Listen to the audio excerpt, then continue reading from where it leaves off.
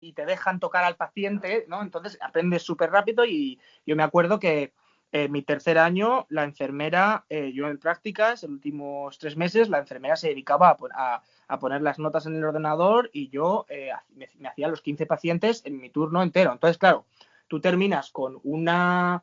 Tú terminas con tu tercer año con una experiencia ya eh, increíble comparado como aquí. Aquí, cuando se estudia enfermería, aquí mucha burocracia comparado con España. Aquí hay cosas que si miraran cómo se hacen en España, se echarían las manos a la cabeza, ¿no? Pues, por ejemplo, eh, úlceras por presión, ¿no? Es una cosa que pues todo pensamos que esto pasa porque está, pues yo qué sé, por la gravedad, ¿no? Porque está el paciente en la cama todo el tiempo y tal, pero no sé hasta qué punto se hace por evitar nada en España. Aquí es una cosa súper seria, con lo cual una úlcera por presión se achaca a que la enfermería, el cuidado enfermero no ha sido el suficiente, ¿no? Entonces, esa burocracia hace que los estudiantes no puedan realmente tocar al paciente o hacer nada con el paciente. Entonces, terminan 3 años de carrera con muy poca experiencia. No saben hacer muy poco con las manos. Claro. Entonces, claro, eso combina. Claro, el español ya sabe hacer eso, el español tiene una actitud de muy cuidar, y luego, pues bueno, pues que es verdad que el enfermero o cualquier español que suele venir aquí es una persona muy decidida, que sabe lo que quiere y muy comprometida consigo misma. Entonces, pues yo creo que eso te hace que te vean los otros, la otra persona como que eres una persona súper trabajadora, súper fuerte, ¿sabes? Es un poco más porque, o sea, el inmigrante siempre tiene más fuerza que el que se queda acomodado. Yo pienso, vamos, esto es mi opinión completa, ¿no? Pero sí es verdad que cuando veo a alguien que ha venido hasta aquí y que le ha costado llegar donde está, siempre ya llega con una fuerza y con una motivación que quizá otros no lleguen. Claro, sí, a lo mejor es lo que dices, es una mezcla entre esa buena formación y luego las ganas que le echas cuando vas a un país y sabes que tienes que esforzarte y hacerlo lo mejor posible para mantener ese trabajo y sacarte un poco las castañas del fuego. Uh -huh. Y luego, Jorge, en Reino Unido, es verdad que yo cuando estuve allí vi que valoraban mucho pues esa posibilidad de ir ascendiendo, de promocionar una vez que estás en un trabajo, valoran mucho el tema de la formación continuada. ¿Tú cómo has vivido todo eso? Pues sí, aquí valoran mucho la persona. Aquí valoran mucho tu habilidad personal, que es transferible que puede ser transferible a muchas diferentes carreras. No tiene por qué ser solo una. O sea, yo, por ejemplo, puedo ser una persona muy, pues yo qué sé, pues que quiero cuidar mucho a alguien, o sea, y entonces eso lo puedo hacer tanto en un hospital como lo puedo hacer en una residencia, como lo puedo hacer simplemente, pues yo qué sé, pues en un puesto grande arriba en una empresa que se dedica a pues cuidar personas también, ¿no? Ujú. Entonces eso la cualidad personal transferible se valora mucho aquí. Y sí es verdad que también hay unos incentivos. Quiero decir, aquí, una vez que tú estás en un puesto público, todos los años te suben el salario, siempre y cuando tú completes tus objetivos. Tus objetivos no tienen por qué ser yo que sé, que cuides a más personas o que vendas más. Simplemente tener la actitud correcta, que no has tenido un mal año, ¿no? Entonces, eh, eso es lo que hace que aquí se pueda también ascender más rápido. Es como si tú tienes esa habilidad y tú tienes esa actitud y vales, aquí se sube mucho más rápido y no necesitas tener 55 años, 300 sexenios para poder tener un trabajo con mucha responsabilidad. Claro. Mm. ¿Crees que todos estos incentivos, estas ayudas, crees que hacen y motivan al trabajador para que en su día a día se esfuerce? Desde luego, claro que motivan, porque tú piensas que dices, mira, pues yo ahora empiezo a trabajar aquí, pero en 5 años, pues yo qué sé, tú siempre proyectas el futuro, ¿no? Es algo inevitable, proyectas. Entonces, pues bueno, empiezas un trabajo y dices, a ver, en estos 5 años yo quiero llegar aquí, ¿cómo voy a llegar? Pues claro, teniendo estos incentivos, tú sabes que vas a llegar si tú lo haces, si tú vales, si tú quieres, ¿sabes? Entonces, pues esos incentivos hacen que luches un poco por algo, porque si no, un trabajo que siempre estás, que sabes que tu salario es fijo y tal, no sé, no creo que no creo que puedas dar esa, no creo que puedas dar, por ejemplo, en mi caso, ese cuidado que realmente lo tienes tú natural, si estás, no sé, yo creo que es un poco pues la forma de llegar ahí, ¿no? Claro. Yo estoy totalmente de acuerdo contigo. Recuerdo cuando estuvimos ahí en Inglaterra y, por ejemplo, en mi campo, en la educación, tú entrabas en un cole como teacher assistant y como ayudante de profesor, ¿no? Y entonces tu objetivo era pues hacer lo mejor posible tu trabajo para que te dieran el cargo de profesor. Pero cuando llegabas a ser profesor, pues querías esforzarte y mejorar para coordinar un área. Y siento que eso pasa en educación, nos estás explicando en sanidad y creo que el proyecto laboral de ir ascendiendo creo que es clave porque al final el ser humano se estanca, ¿no? Y le cuesta encontrar la motivación diaria. Y bueno, creo que en este aspecto pienso que España tenemos que seguir aprendiendo y seguir mejorando. Desde luego, porque aquí, por ejemplo, yo te hablo siempre de la enfermería porque es básicamente a lo que yo me dedico y lo que más sé, ¿no? Tú aquí empiezas digamos, vamos a llamarlo enfermero raso, ¿no? Que es Sí. la base y eso es una banda, ¿no? Pues cada banda tiene unos pagos, ¿no? Pues aquí empiezas con un banda 5 que viene siendo un salario, pues no sé si es 25.000, creo, al principio o algo así. Y dentro de esas bandas hay diferentes puntos que tú vas subiendo cada año si tú estás motivado y consigues tus objetivos. Claro. Entonces, cuando tú llegas al tope de esa banda, tú te puedes quedar, si quieres, toda tu vida en el tope de esa banda.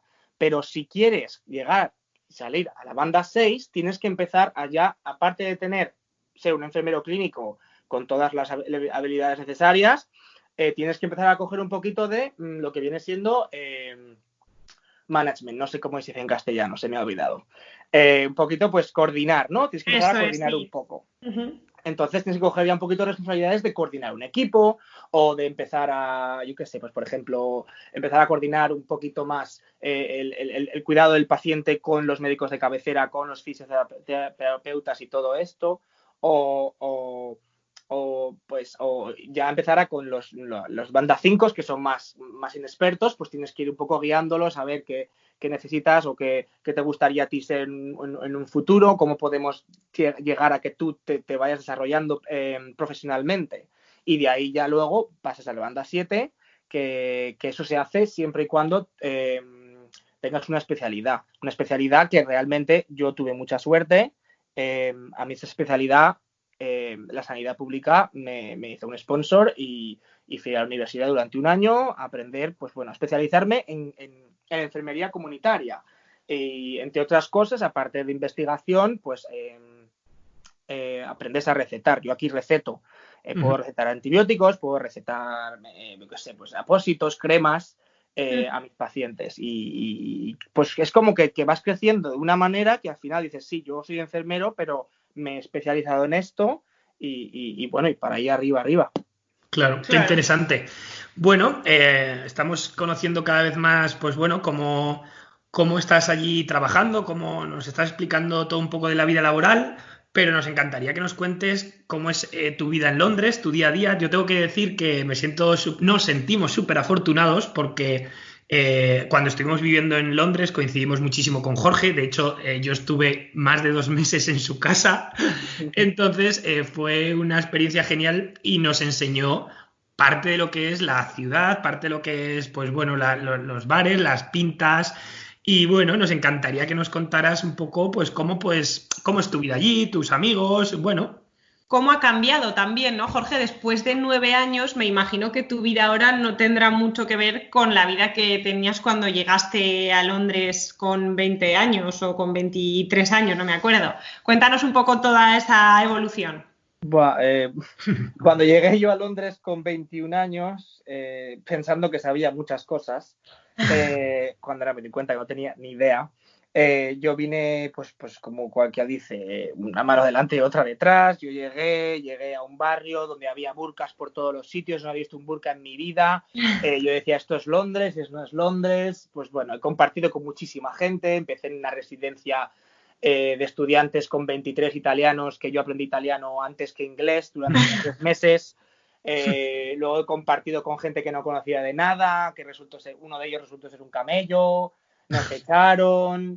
Luego me fui luego ya conocí unos grandes amigos de Pamplona y bueno, de ahí hicimos como un poco el grupete inglés, ¿no? Que éramos todos españoles, no había ningún inglés. Pero bueno, y con ese grupete, pues empezamos a explorar Londres, pero explorar era una exploración rollo Erasmus, era no perderse ni una fiesta, no perderse ni un 2x1 porque íbamos justos de pelas y no había que perderse ningún 2x1 o cualquier descuento en una birra, ¿sabes? Y bueno, recorriendo los metros, haciendo 40-50 minutos de metro de casa a la fiesta, de la fiesta a casa, y en autobús, que por entonces no había metro por la noche, en autobús la hora que te echaras, lo que sea. Y sí es verdad que el Londres del principio, que era muy festivo, muy, muy Erasmus, luego poco a poco se fue convirtiendo como, bueno, pues es que te has quedado aquí. O sea, ya esto se convirtió, en vez de en una vida estudiantil, una vida pues profesional, con más responsabilidad, y ya yo por lo menos me empecé a sentir un poco más inglés adoptado, perdona, y pues bueno, fui entendiendo la forma de vida aquí y aquí estoy. Y la verdad que ahora mismo no me he cansado de Londres todavía. Tengo que decir que Londres todavía me sigue dando muchas cosas. Londres es una ciudad de locura.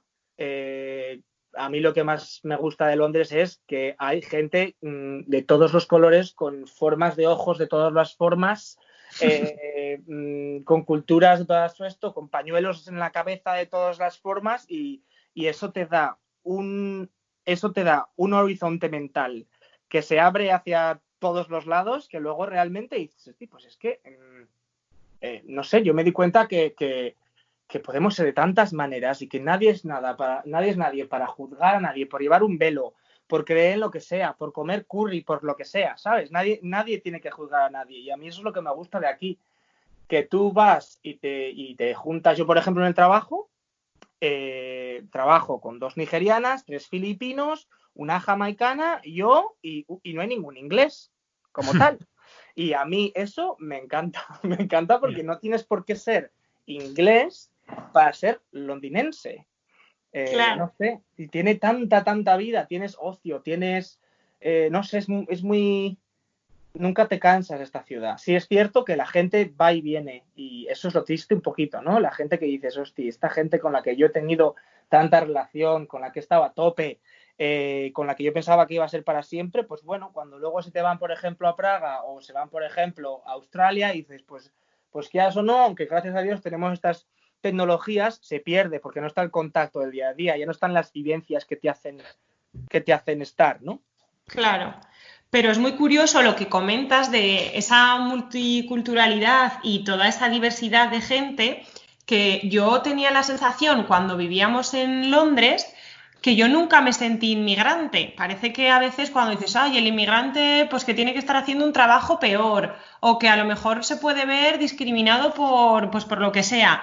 Yo nunca me sentí así, justamente por lo que tú dices, porque hay gente de tantas maneras, de tantos estilos de vida, que habla idiomas diferentes, que tiene una cultura diferente, que al final esa mezcla pues también es lo que te enriquece, ¿no? Y lo que te hace aprender y ver que no todo es como nos han enseñado en casa, de, bueno, pues un poco la norma común.